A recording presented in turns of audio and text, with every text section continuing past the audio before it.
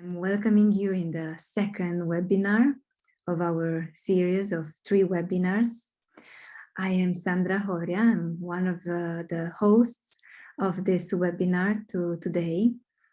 And I am a nature-based soul initiation guide. And I'm really thrilled also today to be here with you because I'm really honored to do this work in the world and to share some of the places that I really love about this work. Yeah, so today it's about Muse. Today it's about inviting Muse into our life, whatever that means, right? I mean, maybe you have an idea of your own about what does Muse mean. But even if you have, and even if you don't have an idea of what do we mean by Muse, I'm already inviting you to invite your Muse next to you. Kind of similarly as we did yesterday, but this time a bit maybe more mysterious. Like invite this entity.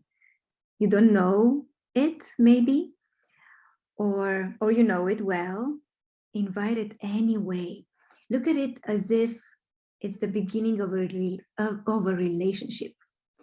Look at it as if you are on a date and you don't really know, you're on the first date and you don't really know the person that is next to you, but you're really curious to know it. So in this way, invite this mysterious presence to join you and to join us. And therefore, I'm welcome us all, muses and human creatures. So with our muses next to us, so many muses, and maybe these muses have been waiting really long time to be next to us. Maybe it was just a minute ago that we had an encounter with them. I welcome you too. I welcome you too. My name is Eleni Michail. I'm a mindfulness teacher, educator, and soul mentor. And I'm delighted as well to be here with you today and to maybe hopefully allure you into the mysteries of the unknown world of the Muse.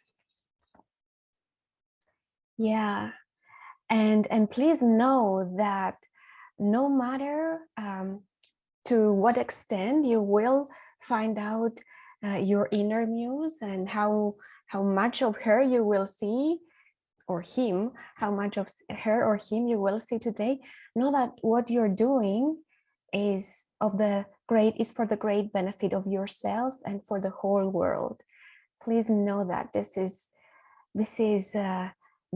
time that you are spending investigating and courting the Muse and your inner landscapes, it's beneficial, although maybe the benefit will not reveal itself right now. Yeah. And yeah, this webinar is part of a project which is called the Art of Wholeness. And this whole project, which is funded by the Erasmus Plus program, has this mission, let's say, to support us, humans, human workers, youth workers, whoever we are, to explore our potential, our resources, our inner gifts and capacities. And one of these is the Muse, to whom this webinar is dedicated about. And well, let's begin right away with the way that Muse knows best, which is poetry. Let's begin with the first poem of this webinar. This is one of the languages that the Muse is speaking, poetry. And if you want, you can close your eyes if this is a way that serves you to receive the poem best. It doesn't have to make sense with the mind necessarily. Poetry has its own way to magically speak to us. And sometimes closing the eyes is beneficial. Sometimes you know your own way. which is the best for you. So let's begin. This is a poem by William Stafford, and the title is When I Met My Muse. I glanced at her and took my glasses off. They were still singing. They buzzed like a locust on the coffee table and then ceased. Her voice bellowed forth. Her voice bellowed forth, and the sunlight bent. The sunlight bent. I felt the ceiling arch and knew that nails up there took a new grip on whatever they touched. I am your own way of looking at things, she said. I am your own way of looking at things. When you allow me to live with you, every glance at the world around you will be a sort of salvation. And I took her hand.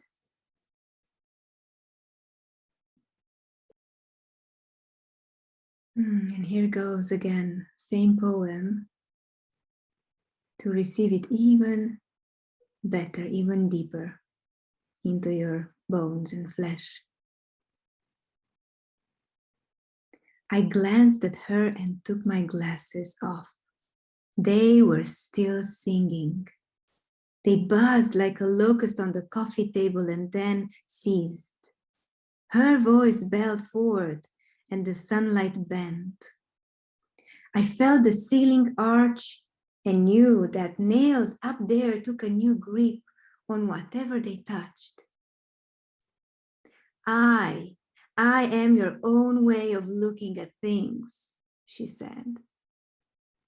I am your own way of looking at things. When you allow me to live with you, every glance at the world around you will be a sort of salvation. And I took her hand. When I met my muse. This is our poem. And I took her hand, he says, we say, we invite you to took her, their hand, whatever the gender of the muse is. So let's put some words, some kind of understandings around what and who is this muse and what are we referring when we are talking about muse and who we are inviting in our life through this webinar and through our whole life. So muse, we can look at muse as being our intrapsychic source of inspiration and creativity and imagination. Like the poem says, something like, she is our own unique and wildly creative way of looking at things. So necessary. She is, or the muse is, the wellspring. It's a wellspring, it's a source of our deep imagination. And when we say deep imagination, the word deep is quite important because it's not about superficial understanding, superficial thoughts, ideas, fantasies. No, it is what stays beyond that. It is the symbols, the deep ideas, the metaphors that are visiting us. Feel into that. And you know what? Every and each and every one of us has this place in their psyche. When we dance, when we sing, when we write a poem, it's not merely us doing the work or the art. It's muse working through our body. Is muse taking our hand and writing? Is muse being on my lips while I'm speaking and presenting things? So maybe to better understand the place where the muse is coming from, maybe just let's focus on the word muse And we encounter this word in Greek mythology when they're speaking about the 9 muses, the daughters, the 9 muses that represents different kind of arts, poetry, dancing, singing, and so on. And those are the daughters of the river of memory. But what kind of memory? It's not about the memory that reminds us about facts and figures about a certain concept. No, it's the memory, that kind of remembrance that is worth remembering. Remembering things long forgotten, maybe. So almost like accessing Muse means that we need to remember. Almost like everything is in ourselves, and we need to allow ourselves to follow the river and reach its source. And Muse can come in whispers, can come in metaphors, can come in revelations. Maybe this particular webinar was a whisper of my muse and Eleni's muse saying, create a webinar presenting Muse. And that felt important and necessary and yummy, as well as challenging. Oh, I will be forever on internet. No, thank you. And yet we said yes to the whispers of the Muse. So Muse can come with tiny but frightening requests, as David Whyte says in one of his poems, tiny but frightening and delightful requests. So yeah, this is one idea about how we can look at Muse.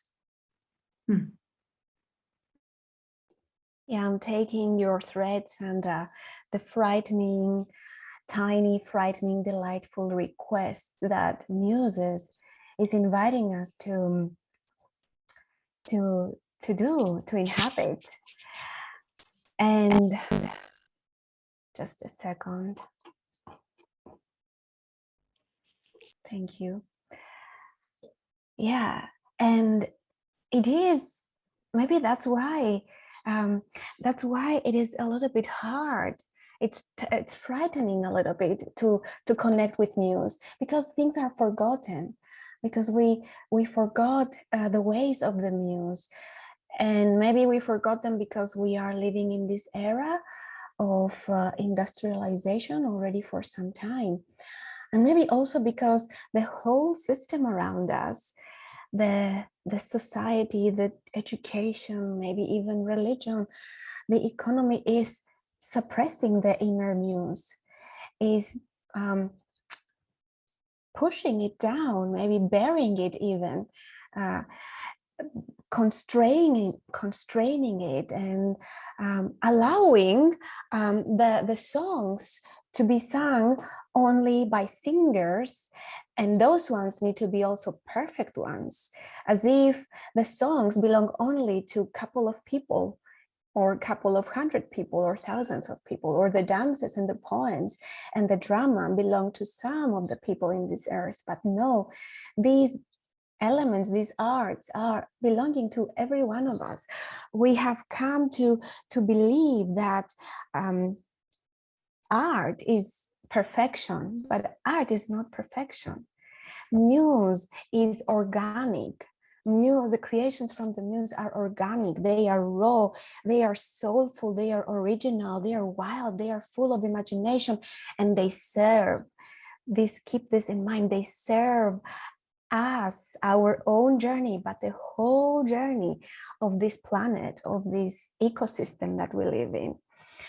Muse is not strategic. Muse is not perfect, is not standardized and sterilized and always on tune and perfect and pedestrian.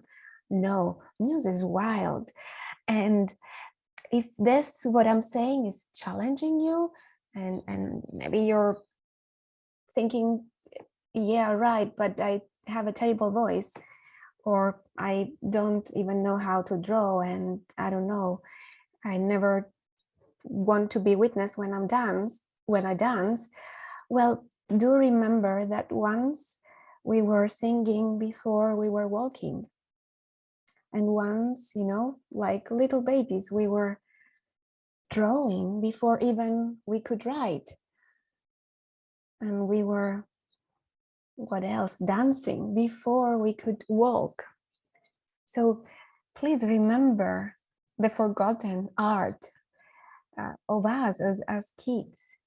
We once mastered all the arts and we courted Muse, and now we need to reinvite her or him. We need to remember, we need to climb up this river that Sandra has spoken about earlier and introduce ourselves again and make space for him or her to come into our life.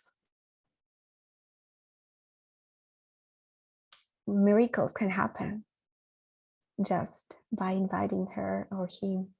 Really, miracles do happen.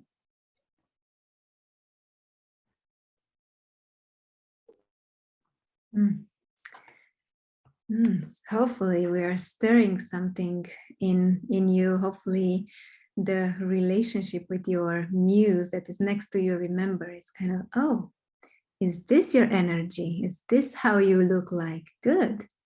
So maybe I'm sharing another idea here about what the muse has in common. Muse is very particular to every one and each of one, but there is a common thread that muses around the world have, which is the delight, the pleasure that it holds for seeking, for mystery, for not coming up with an answer,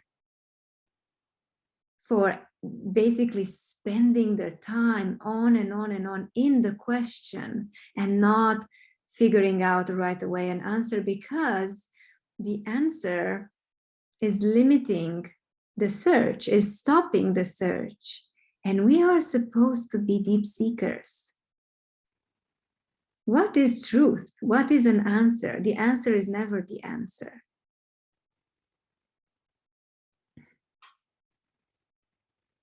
The muse would much rather present an enigma rather than explain it. The muse would rather much opening up even more the portal of unknown and mystery and darkness rather than burying it with facts, figures, statements, truths. So it's a kind of I'm kind of connecting the idea of Eleni here. It's a wild creature of her own, of his own, almost has a life of its own. And we have to learn how to listen to that, to allow the search to be ongoing and to be humbled by it, to be humbled that we don't know almost anything. Yes, we're talking, yes, we're reading, and yet there is a deeper and deeper and deeper truth that our muse is guiding us towards. So, seekers of truth and depth, keep on going, keep on wandering, keep on being hungry for the unfolding of your being. Yes, keep on being hungry and keep on,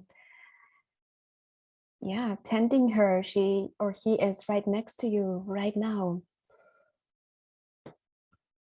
And perhaps be aware of that capacity of the muse, that whatever she's whispering is indeed for our own soul unfolding. Yeah, she is guiding us on our own journey, but she is also guiding us to to manifest the dream or the deep imagination of the earth itself, or of the earth herself. So be aware of that. And the earth is longing for this type of projects and ideas and arts in the world, arts that are beneficial and soulful and muse derived. Be aware of that.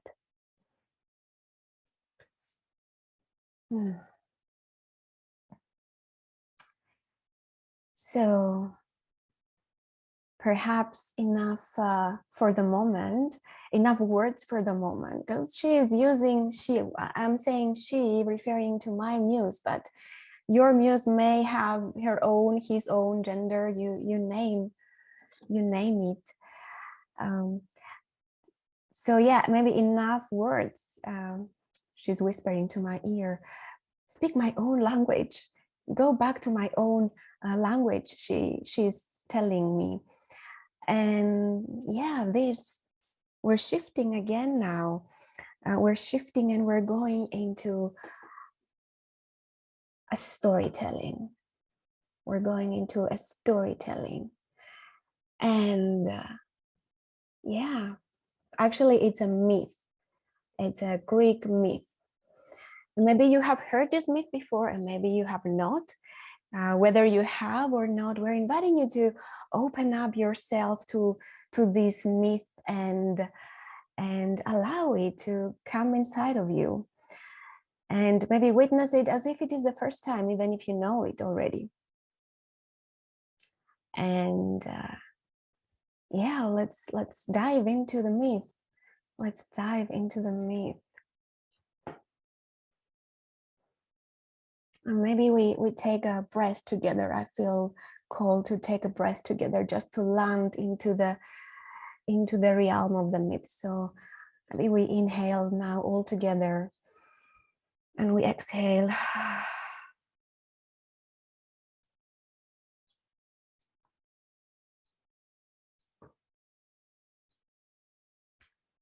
The myth starts like this. There is a man in the forest. This man is called Orpheus. He is the greatest poet of all. He is the greatest musician of all. He is always accompanied by his lyre, his instrument, this magical organ which creates music along with his voice. And he's there in the middle of the forest and he's sitting, and all of a sudden a wood nymph, Eurydice, her name, appears in the woods. And when he sees her, he is hit. He is hit. And he's hit by love. As if the muse, his own muse, whispered to him in his ear a love poem.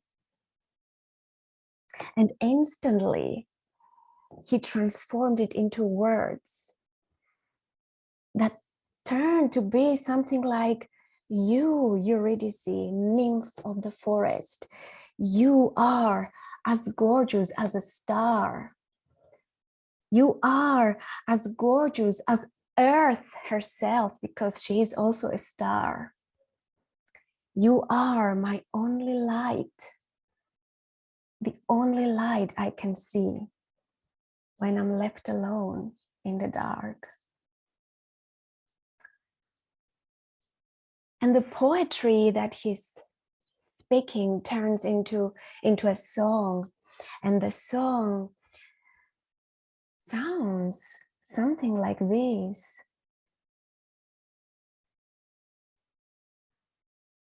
Azima owe, Azima owe, Azima owe, Azima owe.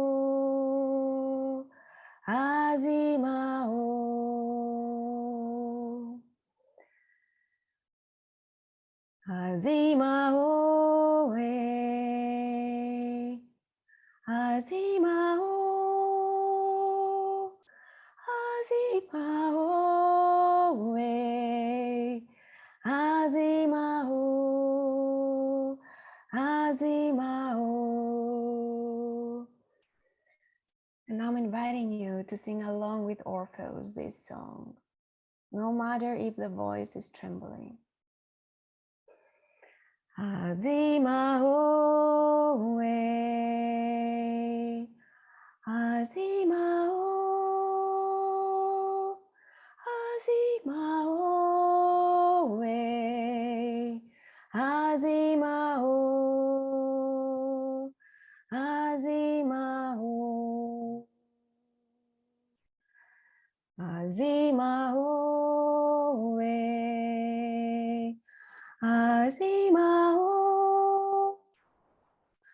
Azima oe, azima o, azima o. So this was the song that he sang. And when the song was heard, the flowers bloomed. The air became sweeter. The earth became softer. And Eurydice herself fell in love with him in an instant.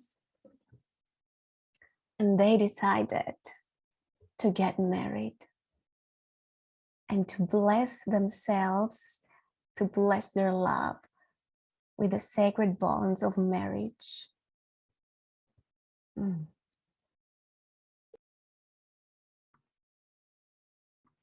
Mm. Mm.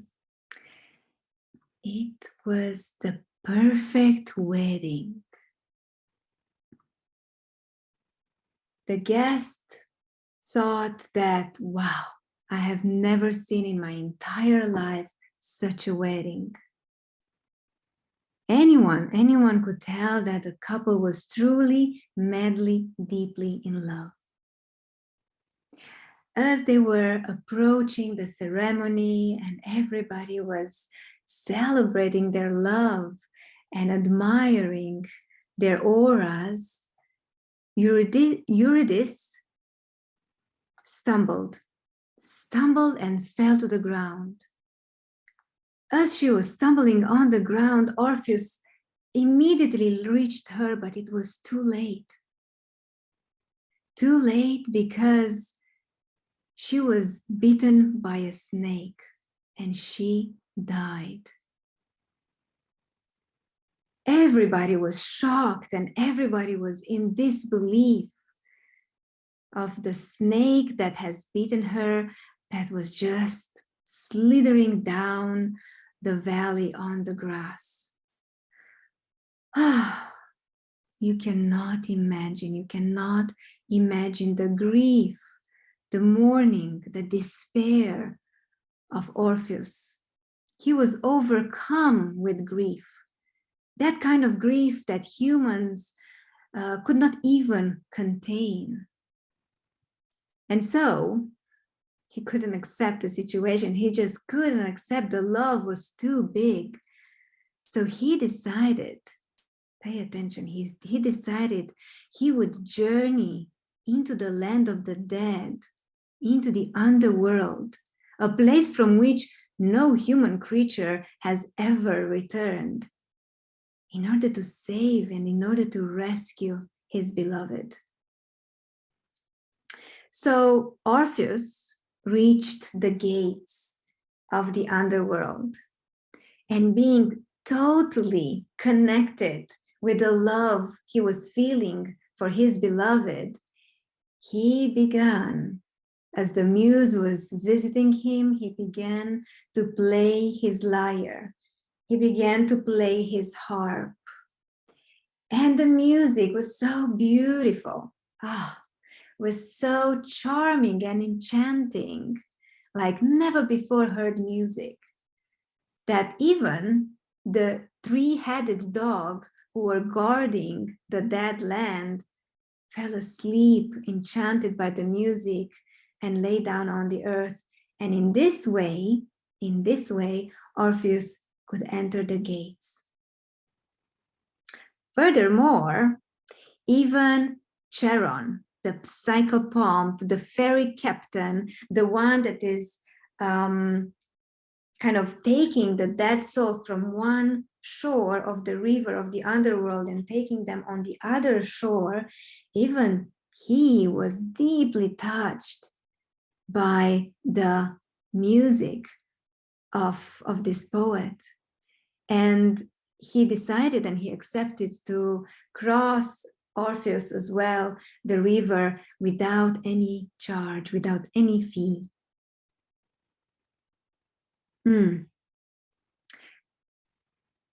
When Orpheus entered the palace, finally he arrived at the palace of Persephone and Hades, the queen and the king of the underworld.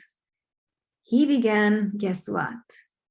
He began to sing, but not any song. Don't imagine that he was singing any song. He was singing the song of his beloved, a song that was fully embedded in this love and praise that he was still very much holding for his beloved.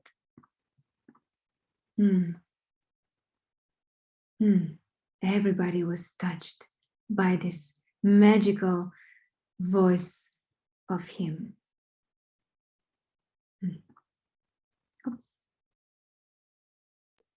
So touched they were, so deeply touched, that even the lava boiling in the underworld stopped bubbling. So touched they were that even the soul stand still. Only tears were finding their way down from their faces. Tears crying from the eyes of Persephone and Hades, who felt the deep longing of Orpheus, and they granted him the favor he asked for. Yes, you can have Eurydice back, but under one condition. As you climb up your way to the earth, you should not look back and check if Eurydice is following you. Hades said, you have to trust that she is. So off he went, Orpheus, climbing the tunnel from the underworld to the earth. And every step he took, he was worrying more and more. Is she coming? I cannot hear any footsteps, he was thinking. And the more he was approaching the door, the more he was worried. And he almost reached the end of the tunnel. Even some sun rays were touching his face, and he could not bear any longer this question, is she really following me? So he did turn. And in an instant, Eurydice swollen back to the underworld, in an instant, heartbroken once more. He was left. He tried to return, but it was forbidden for him to return again. It was forbidden for him to return again. So all he could do was to find himself in a grove of oak trees and play his music and sing his songs.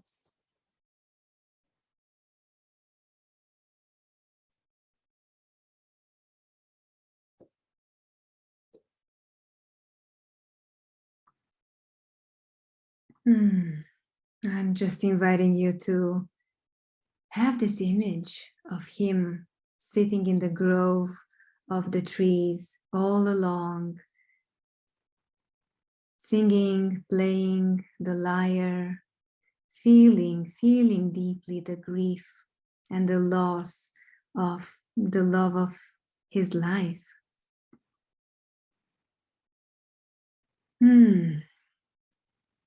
People were passing by, gods were witnessing his grief and were appreciating the poetry, the songs, the melodies that he was creating. And again, he wasn't merely alone creating all this beauty. Muse was there next to him, together weaving these creations from the deep, deep river of memory. And yet, not everybody enjoyed his creations. For some, however, poetry and songs were not enough. In particular, for a group of wild women, not the kind of wildness that we talked about yesterday that is precious and really necessarily, but another kind of wildness, you can imagine that. Those ones were called Miras. Those women did not bear the thought that this poet, this talented man who sings this beautiful love, is not loving them. And therefore, with this jealousy inside their hearts, they decided to really destroy him. What can jealousy do? Maybe you can feel it from your own experiences or not. So out of the jealousy, they are destroying poor Orpheus, and he is turning dead out of this frenziness attack from these women.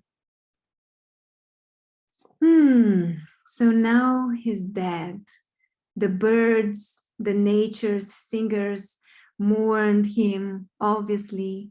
The rivers mourned him as they were falling down the valley.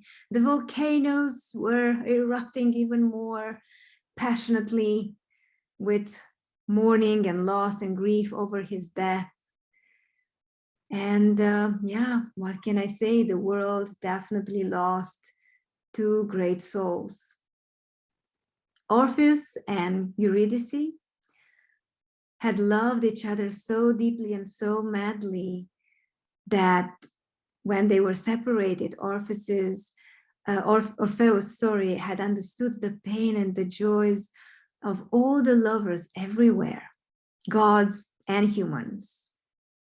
So while the world was weeping them, was weeping him, was mourning her, the two lovers met again, this time in the underworld, this time on the land of the dead.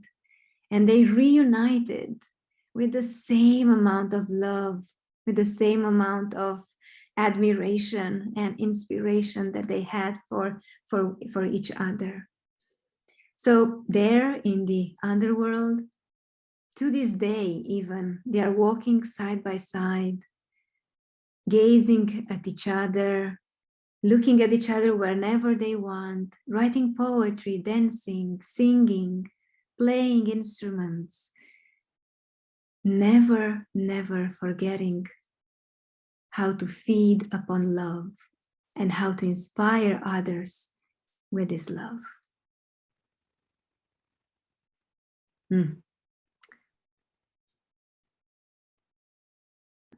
And out of this loss, something was born.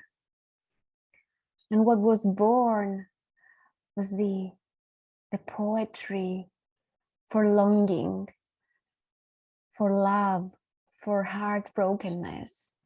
Perhaps the one that each one of us has inside of us right now. The love, the heartbrokenness, the longing, the wishing. Yes. And that's the gift of Orpheus, perhaps, to us. And that's actually the gift of Muse for us. And just stopping here for a moment to just witness the whole story now, the whole myth.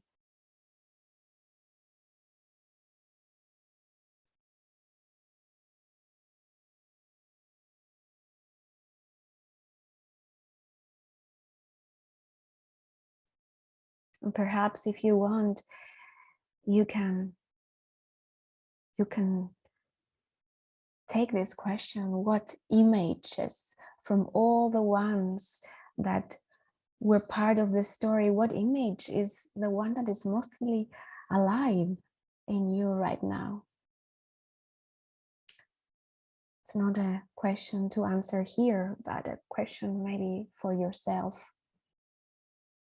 Which of all the images is staying alive?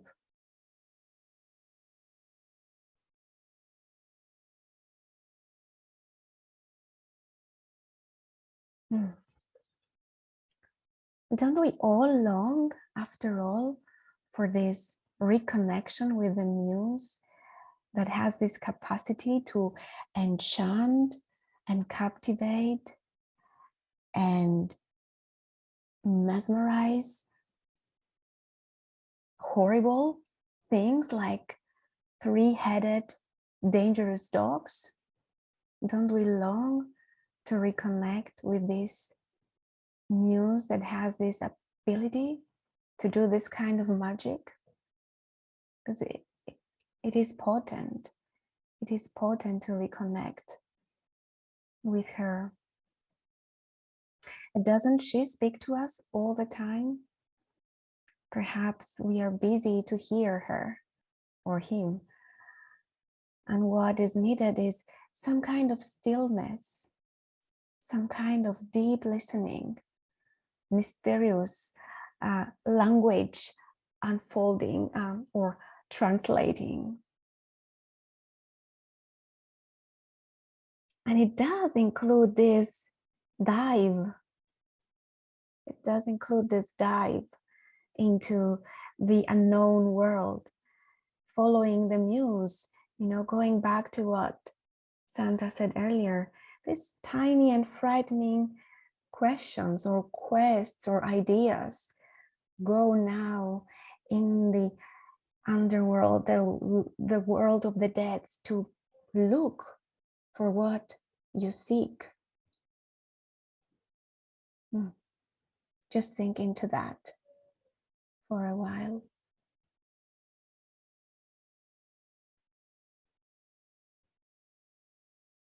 That's a tiny and frightening request, isn't it? To go into the unknown and the dark and the lost art of, underworld.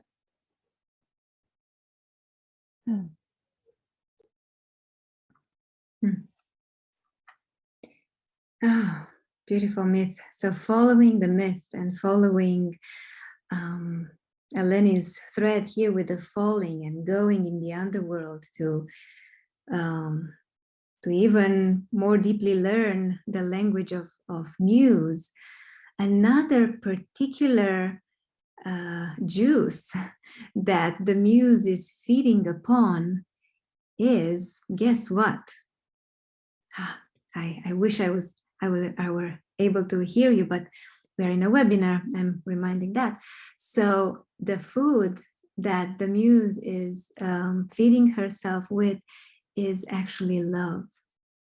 It's actually more than love, because there are many types of love. It's romantic love. Yes, this made them being in touch with their muses, falling in love. And this romantic love has two two elements is the falling part. We have to let ourselves, we have to surrender to love. And then is the love. There's the, almost the reward. Sometimes is delightful, sometimes comes with grief and losses and suffering. Most of the times comes with both. Delightful, pleasant, delicious moments and suffering and sorrow. So by falling in love, this is the recipe. If you want the recipe of this webinar, if you want to invite Muse in your life, fall in love.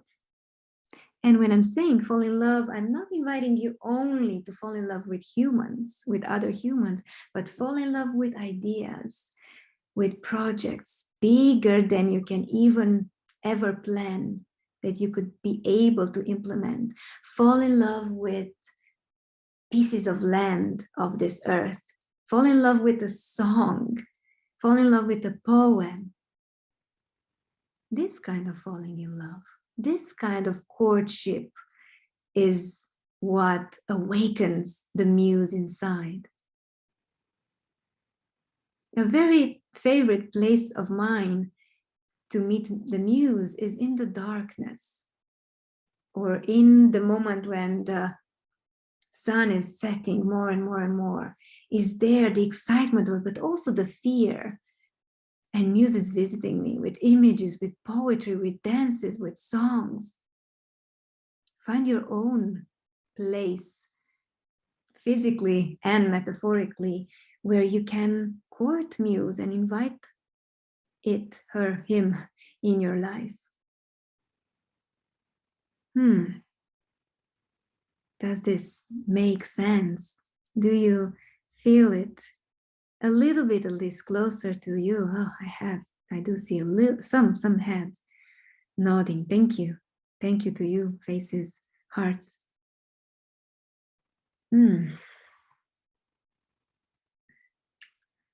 Beautiful. So letting that sink into our bones, into our hearts.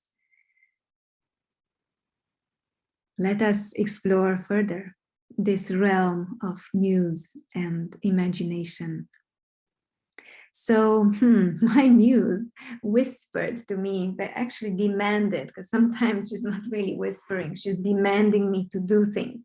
So this is an activity that she demanded me to do.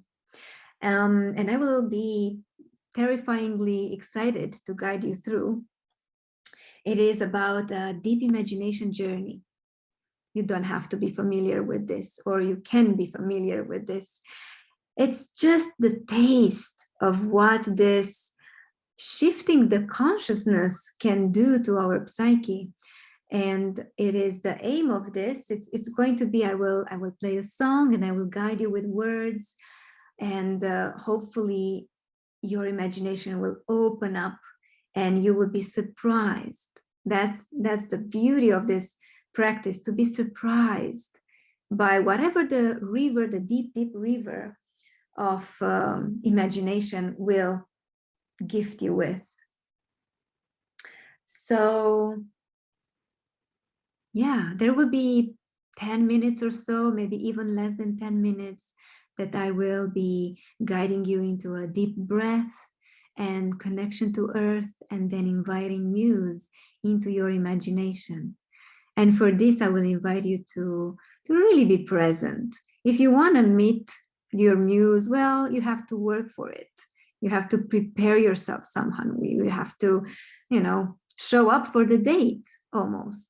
Put the dress on, put the suit on, put the shoes, or go bare feet, even better. But walk the path, show up. So this is what these are the preparations of this deep imagery journey that I'm about to start here. And please sink into this invitation to be surprised by what is arising. Don't try to make up everything with your strategic mind. That's maybe not the muse that we are searching for. And don't judge yourself. Don't criticize yourself for not I don't know, having received whatever you are expecting to receive. Anything and everything that will happen, it's the right thing to happen. And there's no such thing as nothing happens. Something always happens, even if it's only the darkness, even if it's just a sensation. That's rich, that's beautiful. Even if it's just a feeling. Link and sync and be with that feeling of being a seeker, of being curious and open. Okay. I think those are the preparations. I will share a song with us all. Meanwhile, find a comfortable enough place for you to be relaxed.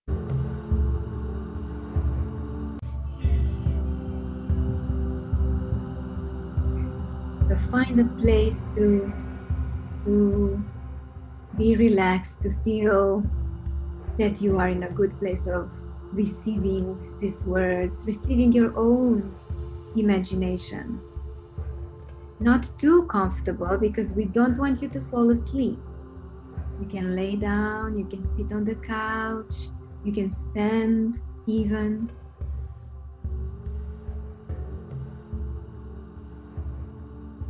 Great.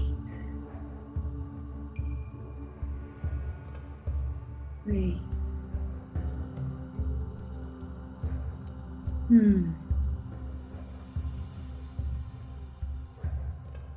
Just take in the song, the melody. Just let the rhythm of it have its way in your body.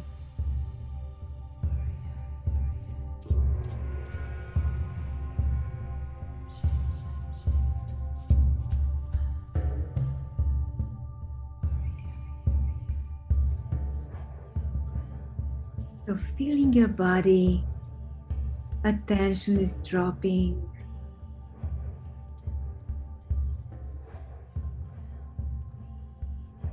Close your eyes if you haven't closed them in already. And open your heart and open the portal to your imagination. And as you are staying there, I'm just inviting you to breathe in. Breathe in and breathing out.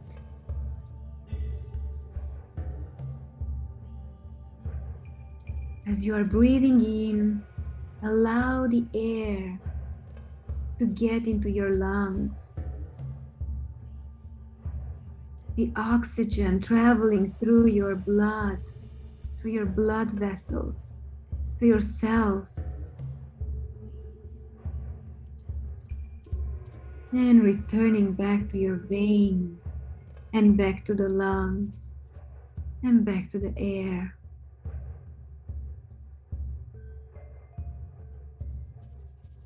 Breathing in and breathing out.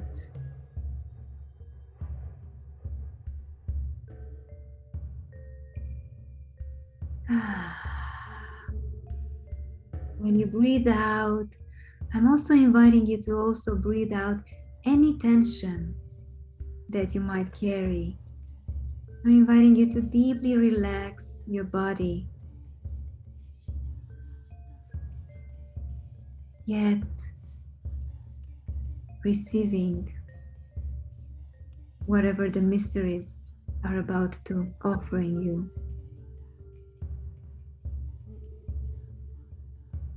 And I would like to remind you that your body is being held by the earth like an embracement.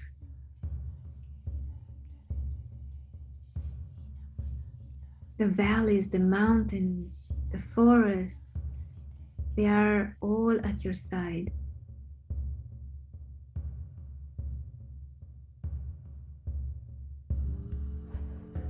Your body is laying down on the earth, and there is something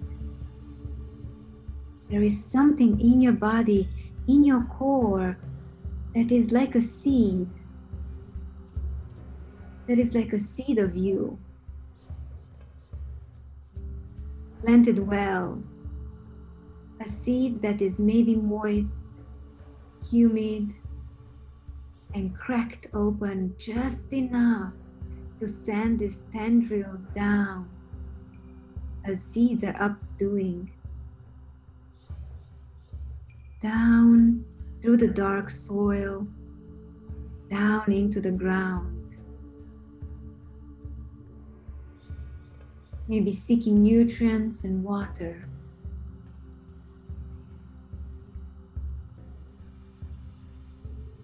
Allow that tendril that is maybe now more like a root, finding its way down the earth through the different layers.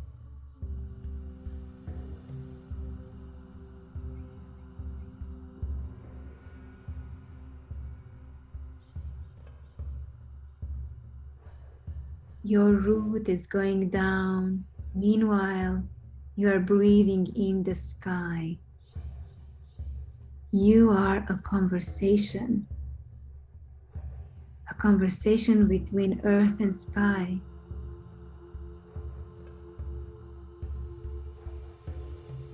And there's a place in you of immense vastness and wholeness and beauty. Imagine yourself going in this place of beauty and wholeness and vastness. It can be the core of the earth, in the darkness of the soil, or it can be the brightest light of the sky, or somewhere in between these places.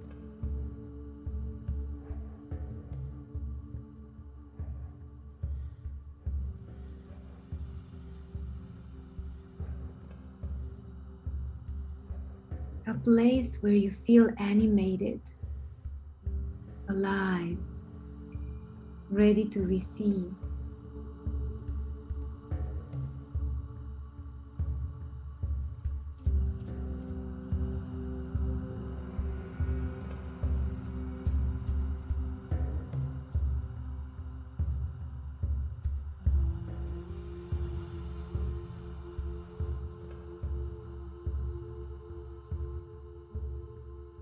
Be in this place and use all your senses and take in the surroundings. Take in this place of mystery. Smell the place, look at it deeply, touch textures. Notice how it feels to be there. What's the energy? What are the colors? What are the qualities of this place?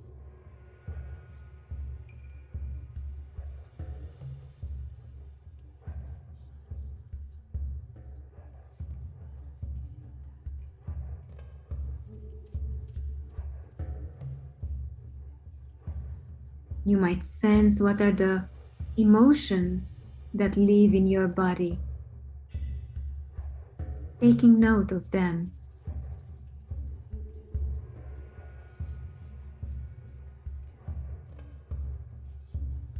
Feel into any images or symbols or archetypes that might be there.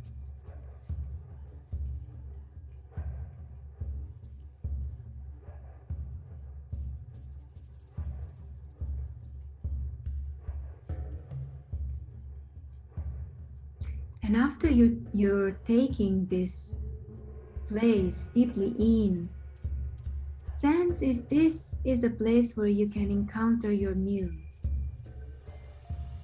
This deep well of inspiration, your source of creation, which anyway lives inside of your being.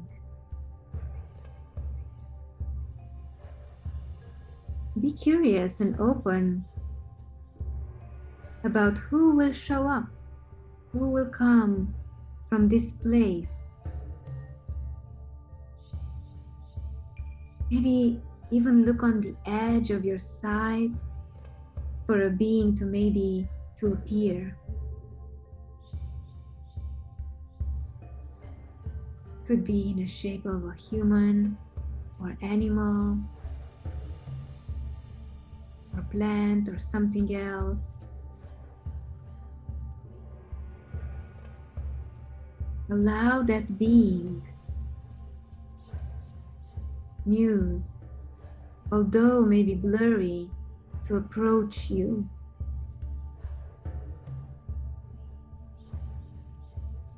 And witness it.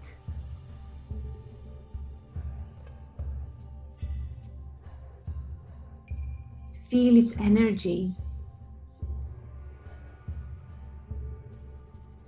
Feel its capacities.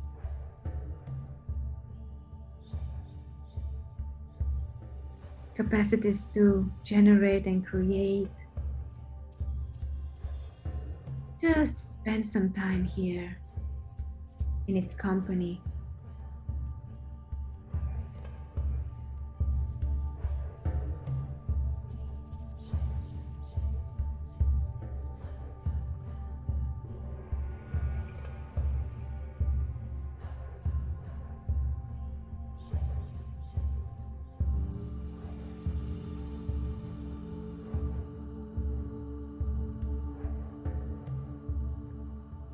Maybe it wants to tell you something. Pay attention. Maybe it wants to whisper you something.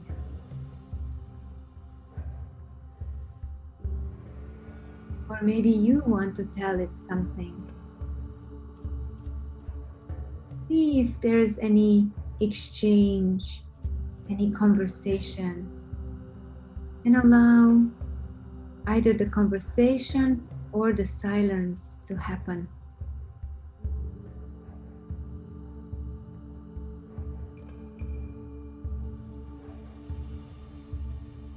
Being curious about it, allowing yourself to embrace whatever is there. You might have questions for this entity. Let this relationship happen.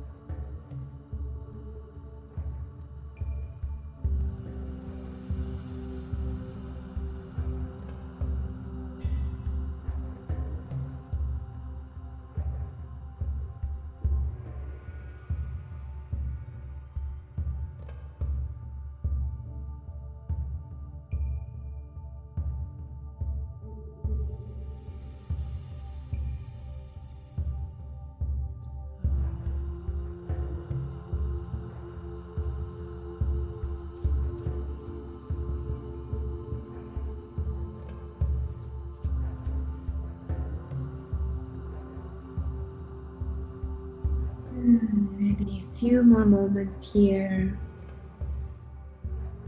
knowing that this is just the beginning of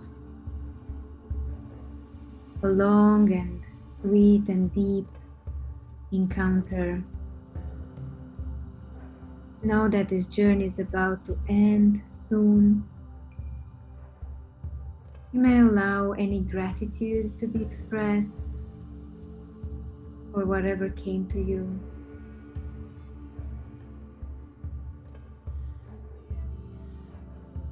And slowly, slowly start to feel into your body, maybe even moving it slowly, touching it with your own hands.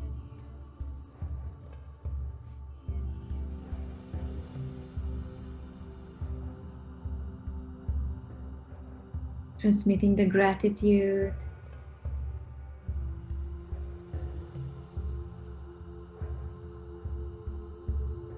Knowing that you will be back in a way or another. You might bring this being with you in this world, or you might live it in the realm of imagination. And slowly, slowly, in your own pace, I'm inviting you to open your eyes. Maybe just spend 1 more minute or so in the company of your journal. Maybe you want to draw something, or maybe just write the key moments of this encounter, of this experience.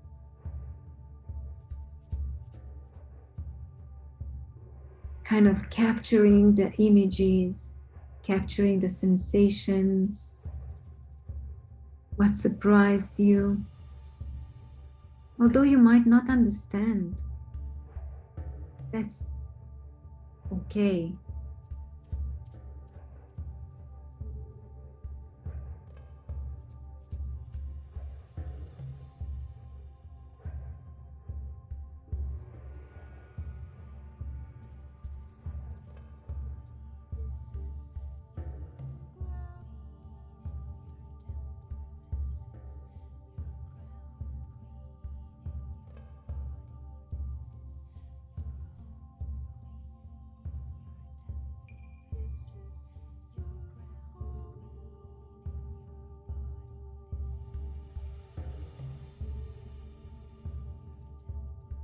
And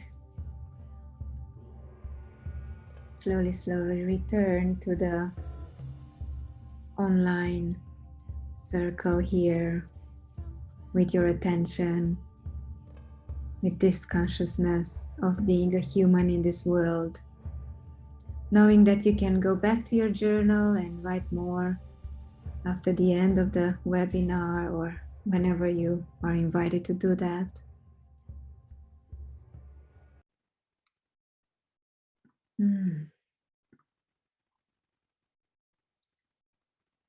Thank you.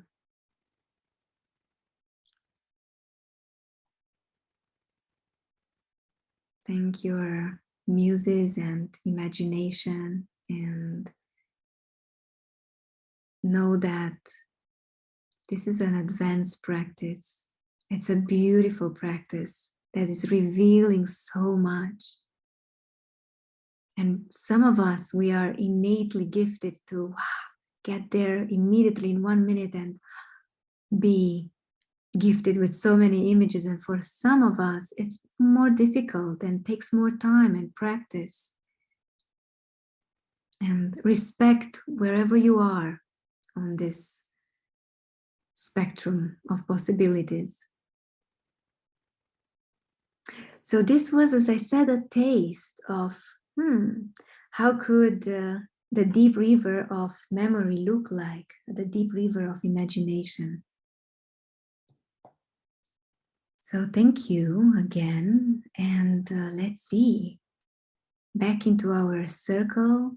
It's now the moment that we are going to invite you to maybe address Eleni and I some questions about the whole topic. Yeah, not merely about deep imagination, although this was the last piece that we have been explored, but about your curiosities around Muse and about inviting and having Muse in your own lives. So maybe a few moments here, we are going to offer to you to gather your question, a deep question. And this time we're inviting you to write the questions to Lelde. There is a co-host that is Lelde. She is the magical being that will gather your questions and will offer them to us. So a short, understandable question.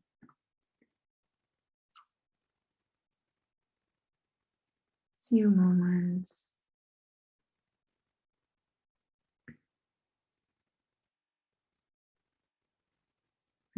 Muse.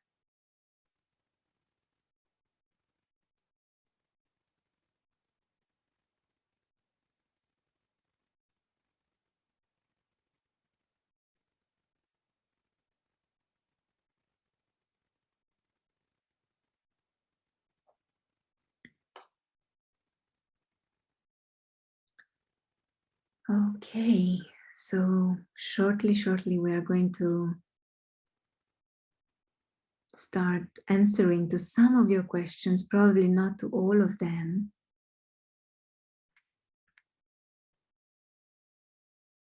Or at least we're giving a try, attempting to answer them.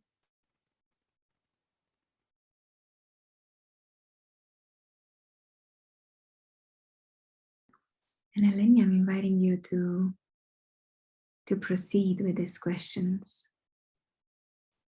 Yes.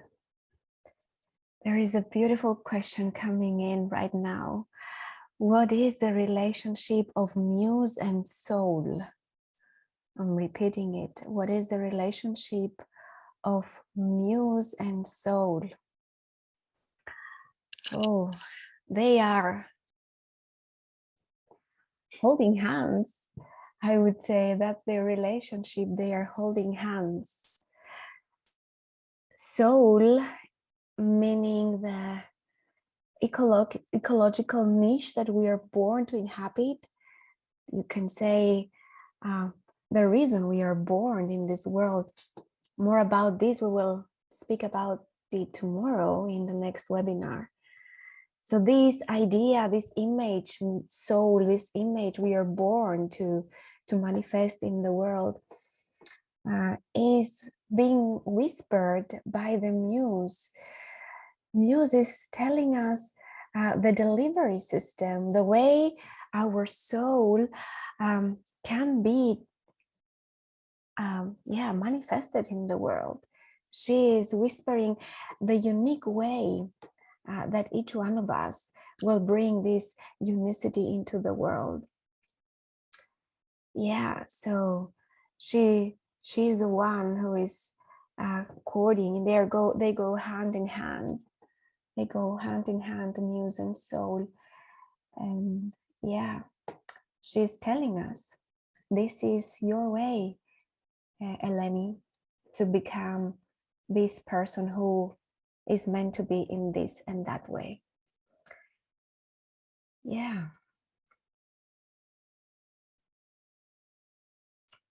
Mm-hmm.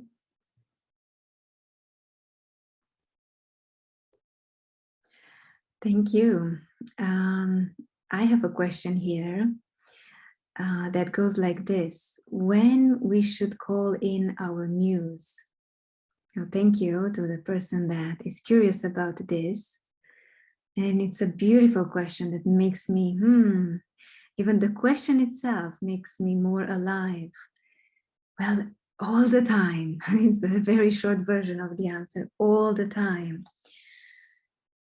We should call in our muse all the time, because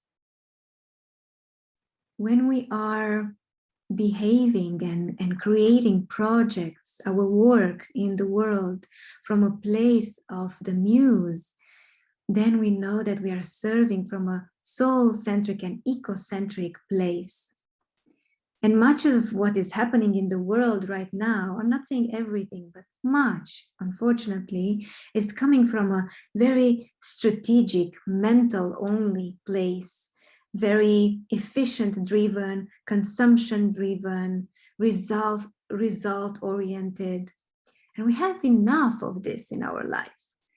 We need to pour our passions and inspirations into the work that we are doing. And there's a quote that, especially for these times that we are living, is especially maybe trembling.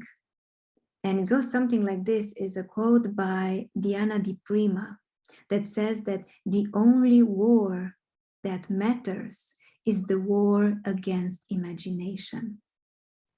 The only war that matters is the war against imagination. And I don't think she refers that the wars, the actual wars that are happening in the world, are not important and they don't matter. No. But what matters more maybe is for these people that are involved in the world, in the world and in the war, to access their muses, that creative selves, to find new ways of answering the world's challenges and problems.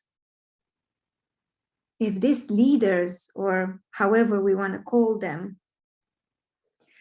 if they would be driven by muse, and if they would hear their own muses, they wouldn't end up in creating wars. That's why there is a war against imagination, first of all, in our world. Imagination is suppressed. In my kind of school that I went, it was all about, learning by heart everything, and my imagination was not stirred, was not encouraged, was not invited. I don't know about your experiences, but I'm assuming most of you connect with my story. Thank you for your question.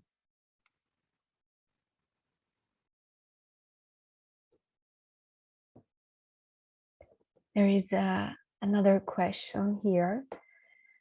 How do we continue working with the pictures we got saw during the deep imaginary journey? We'll repeat it once more. How do we continue working with the pictures we got or we saw during the deep imaginary journey? Yeah. Just firstly to acknowledge the thirst to continue the work, because that's the first thing and that's the most important thing. And probably, this is how Muse works, at least in my inner being. I can put things on the side, but she's knocking on my door all the time. Say, no, I am busy now, but she's still knocking until I do what she's asking me to do. So just to acknowledge the fact that you're listening to her calling to spend more time with her. And how to continue this? So maybe you, Sandra, can add something here, since you provided the imagery journey. Well, one way is to draw your pictures. If you received images, draw them. Take coloring pencils or whatever is good for you, drawing materials, and put them on a piece of paper.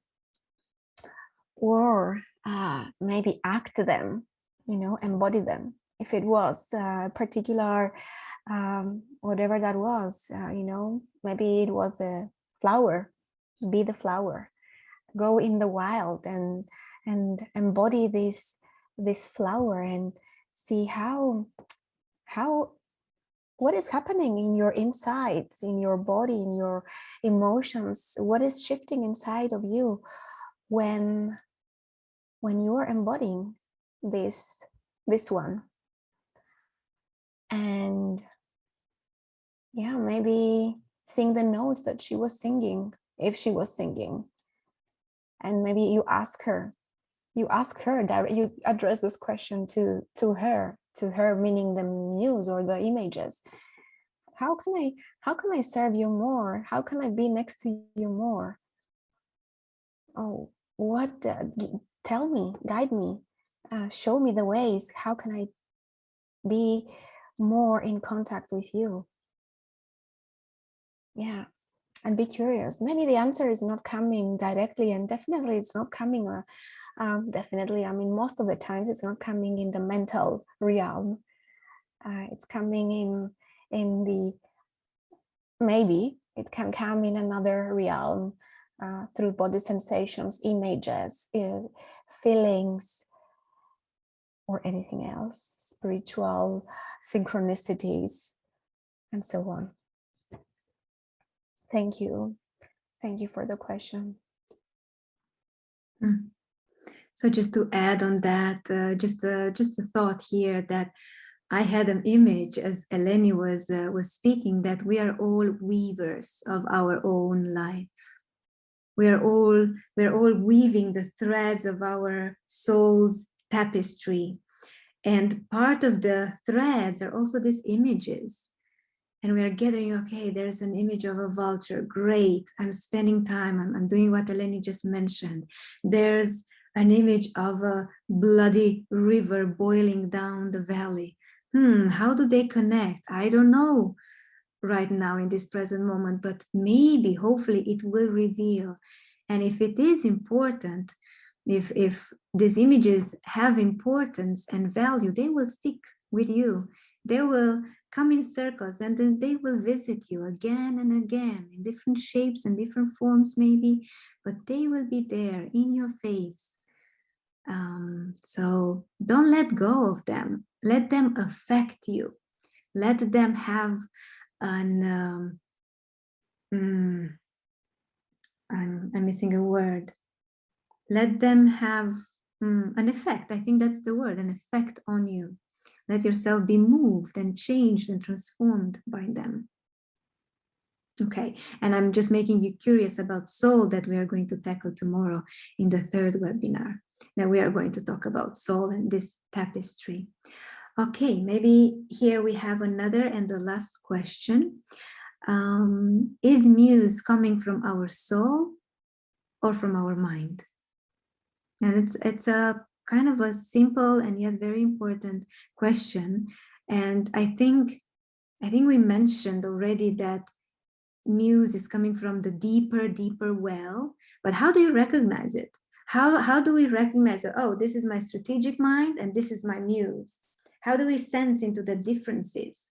Well, I can speak only for myself that always when Muse is speaking to me, I'm surprised. I am like, really? Do you really want to do this? There's this element of being surprised, being taken by by surprise. And also maybe something that I mentioned before, this two polarities of excitement, but also a little bit of fear, because Muse is always pushing us further and deeper into our bigger story. Muse is not searching or choosing something safe. Don't go out of your house, stay here, you will be fine here. My muse is not speaking like that to me. My muse would kick me out of the house, go and explore. Metaphorically or not. And another element of how I know that Muse is speaking and not the strategic mind, besides the element of surprise, is that I feel it viscerally in my body. I feel it almost like a little or big or huge revelation. Oh, I need to do this. I need to, even if it's just a sentence, when I'm in the middle of a presentation, you need to say it like this. Okay, I obey. You're my guide here. I listen to you. And keep on staying in the question, well, is this idea from my mind or from my deeper well? Be curious. And thank you for your question and for your questions, everybody. Sorry that we haven't answered to all of them, but the limitation is also part of the beauty of life. So here we're approaching the end of our webinar, and we would like to leave you in the company of some invitations. And the invitations are really precious. Elements of cultivating wholeness and doing the necessary work so that Muse is really present in our life. So a first invitation would be something like, go out in the wild land, in the wild nature, or not. Find your way, but spend some time in the darkness. You might choose the darkness of your eyes being closed and you being on the floor or on the couch. You might choose the darkness of the night in your home with your lights off, or you might choose the darkness outside there. And feel into the beauty and the multicolor realm of the darkness. What is being revealed when you fully connect and see into the darkness? Because sometimes I need to close my eyes in order to see deeper. So almost to try to cross a threshold into this deeper river of your imagination and creativity, and see what is emerging from there. Again, no expectations, and allow yourself to be surprised. Maybe have next to you a journal and a pen, some art supplies, and allow yourself to be bold and call yourself an artist of your body, an artist of your pen, an artist of your voice. We're all artists, and a deep inspiration for Muse is coming from the darkness. So this is one possibility that we are inviting you to embrace. Beautiful. And here comes another invitation.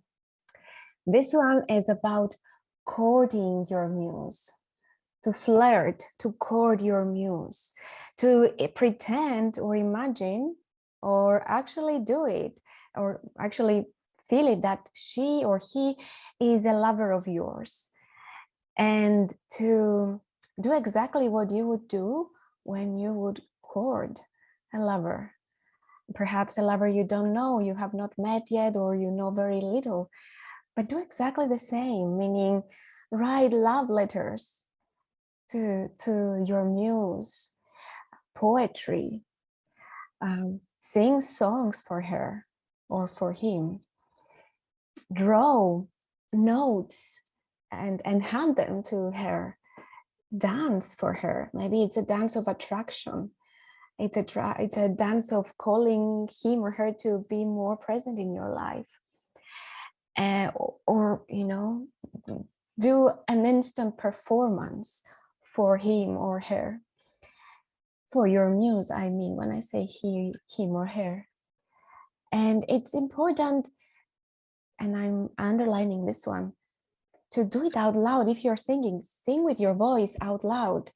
Don't keep it for yourself. If you are writing a poem, read it out loud.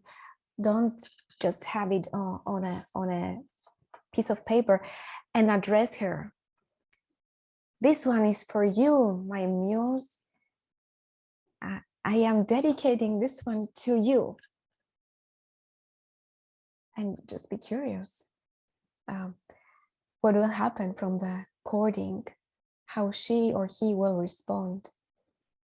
Maybe she will listen. Yeah.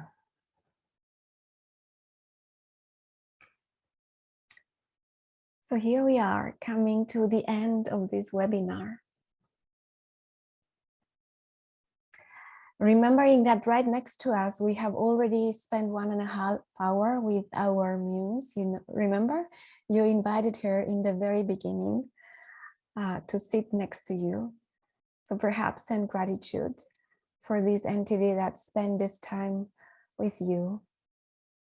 Meanwhile, we send our gratitude to all of you, humans and muses who have been here with us, with the curiosity and the thirst to explore this mysterious world of the muse. It was beautiful to be with you today. Thank you very much.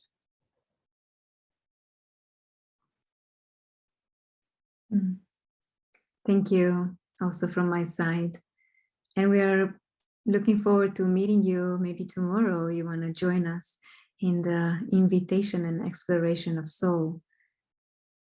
May these words and activities serve you, and not merely you, but also your community of people, or more than people, more than humans. Thank you, and may you have a lovely evening, depending where you are on the earth, but evening or morning with your muses.